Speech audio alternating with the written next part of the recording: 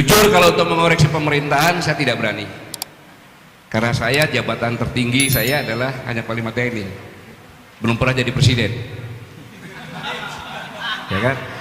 Presiden baru dilantik baru beberapa hari, saya harus mengoreksi bagaimana tabu bagi saya, tetapi berdasarkan teori saya berani menyampaikan. David Olson mengatakan bahwa di kabinet komparatif perspektif mengatakan bahwa kabinet yang komparatif, yang heterogen, yang besar itu dalam kondisi negara yang tidak baik-baik saja tidak bisa dilakukan. Saya baru mengatakan negara tidak baik-baik saja karena ketika Pak Jokowi menjabat sebagai presiden, dia mengatakan bahwa akan mengenjot pertumbuhan ekonomi, meroket tinggi, ya kan? Hah? Oh, agak kanan nih. Sorry, tangan kanan. Meroket tinggi. Kemudian dengan demikian akan menurunkan angka kemiskinan. Dan selanjutnya juga mengurangi jumlah pengangguran. Dan meminimalisasi hutang. Ya waktu itu 2.600-an lah kurang lebih. Ya. Ya? Enggak pada saat peralihan. Dan ini ternyata benar sebagai fata morgana. Ini kan benar sebagai fata morgana. Kita mengharapkan itu kan. Tapi ternyata pertumbuhan ekonomi ya hanya 5,5 saja, tidak bergerak. Istilahnya kalau orang ekonomi bilang kita dengan autopilot saja bisa gitu. Ini saya menyimak dari apa yang dikatakan pakar ekonomi. Kemudian pengangguran kita ini sekarang ini nomor 1 loh, hebat penganggurannya di negara ASEAN. Ya, kalau nggak salah 5,2 kalau nggak salah itu jumlah penduduk. Ya, lebih banyak lagi itu. Ya.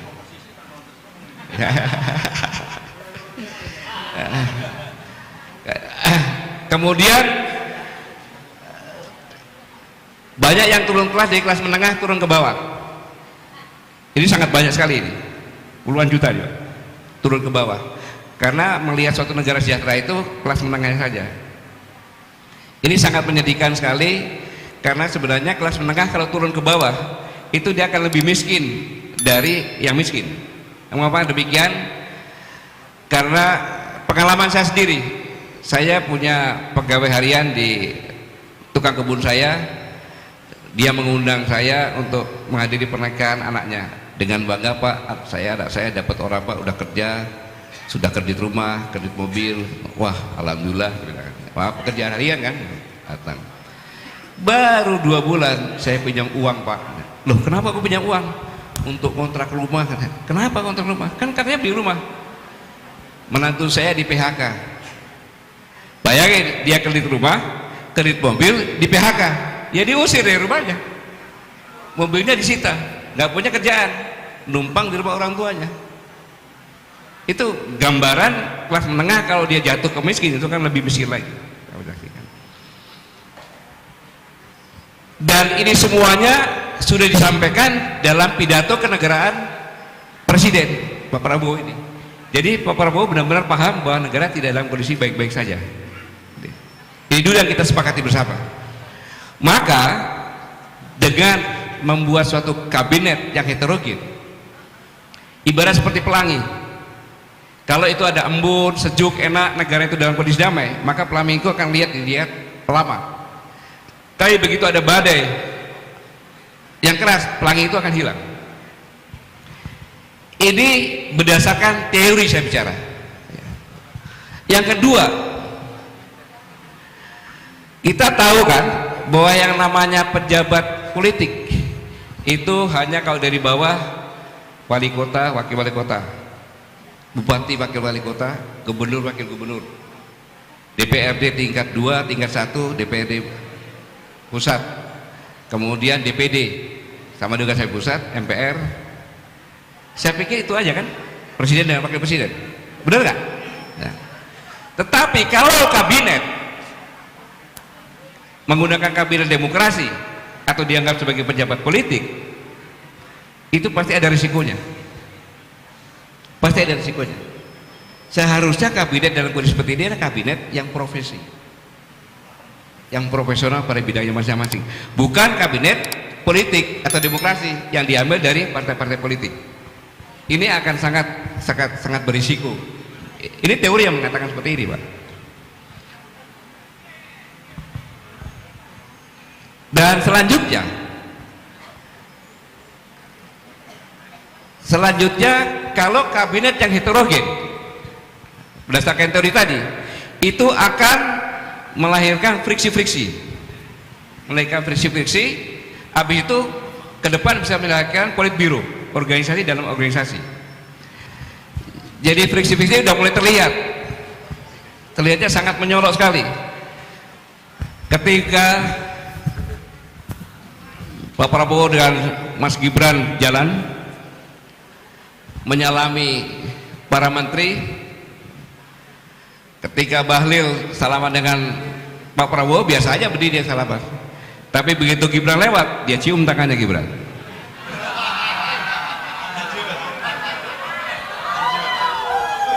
Kalau saya melihat ini bahwa dalam pikiran analisa saya ini, dalam pikiran Bahlil, bahwa ini adalah pemimpin saya dan akan menjadi pemimpin saya, dan dia punya kekuatan yang luar biasa, maka saya harus mencium tangannya. Itu falsafah kan begitu. Ini friksi yang pertama muncul, nanti ada kelompoknya wakil presiden, kelompoknya presiden. Belum lagi kalau saya seorang tentara, saya selalu berpikir tentang ancaman.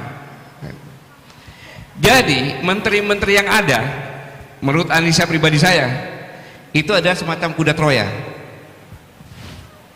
masuk ke dalam untuk menjadikan sang pangeran menjadi orang nomor satu. Entah gimana caranya. Boleh saya berpikir seperti itu sebagai rakyat, boleh, jangan disalahkan. Maka mulai terlihat dengan kasus-kasus yang baru. Boleh jadi kalau saya katakan kasusnya Tom Lembong itu adalah pembusukan dari dalam.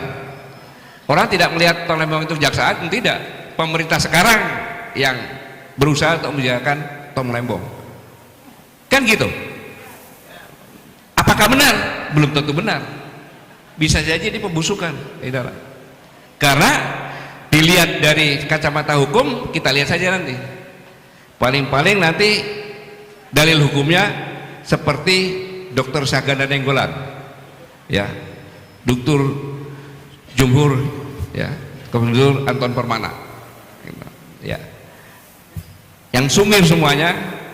Dan secara logika berpikir hukum tidak mungkin, karena ketika saya jadi saksi ahli, saya bicara sama hakim dan jaksa.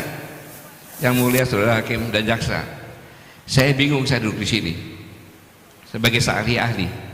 Seharusnya saya duduk sini sebagai terdakwa, karena tuduhan yang disampaikan kepada Anton Permana tentang masalah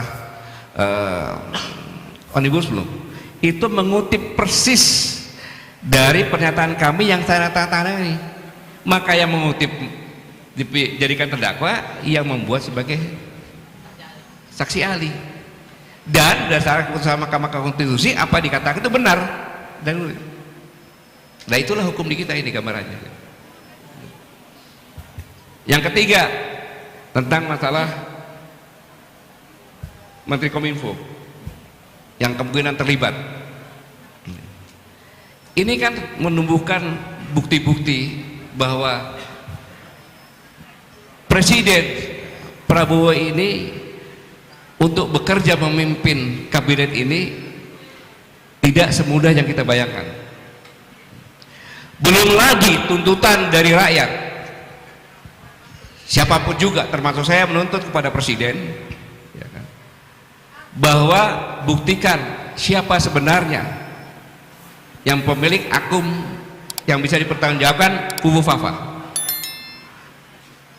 Apapun katakan Profesor Jimli bilang begana begini, tapi kalau saya sebagai rakyat, saya punya presiden Pak Prabowo, seorang yang saya banggakan, kemudian di dalam akun itu dikatakan sebagai seperti binatang yang makanannya kroco. Kroco itu adalah anak semut, telur semut itu, seperti binatang tergiling.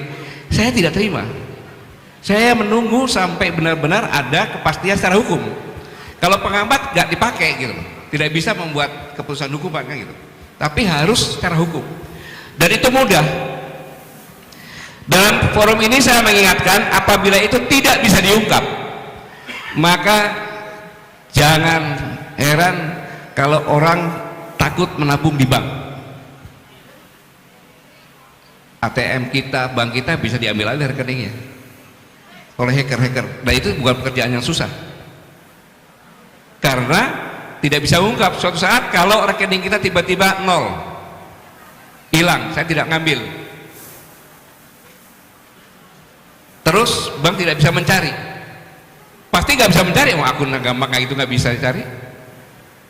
Ini merupakan beban kerja juga bagi pemerintah yang sekarang ini. Satu sisi tadi saya katakan, apalagi sudah diuraikan dengan host tadi, bahwa sesuai dengan organisasi kan seharusnya kan kita membentuk organisasi, tujuannya apa, dibuat strukturnya, baru diisi dengan orang-orang sesuai dengan struktur itu untuk tugas masing-masing kan gitu. Inilah yang saya sampaikan bahwa kondisi seperti ini. Kemudian ancaman yang paling nyata yang kedua adalah di akhir jabatan. Pada tahun 2030 kita bonus demografi yang banyaknya itu 2 kali lipat dengan non produktif. 2 kali lipat. Saya ulangi, bonus demografi kita ini adalah jumlahnya 2 kali lipat dari non produktif. Artinya apa?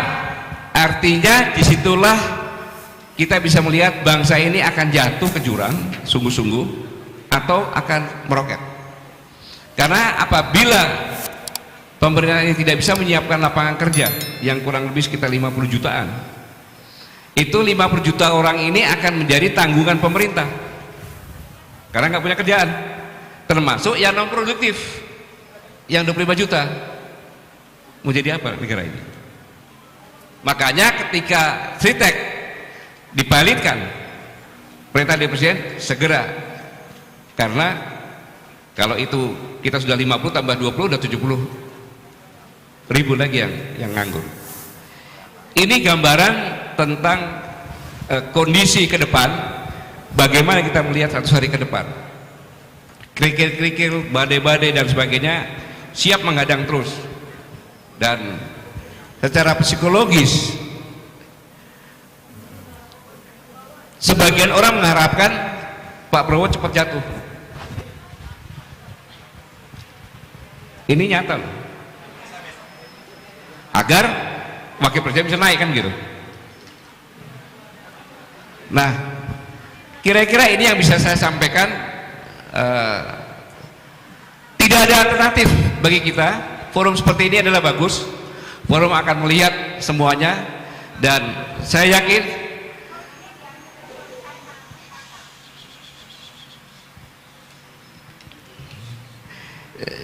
yakin di forum ini Partai Masyumi akan mencari solusi-solusi untuk memberikan masukan kepada pemerintah agar pemerintah itu bisa berjalan lebih baik.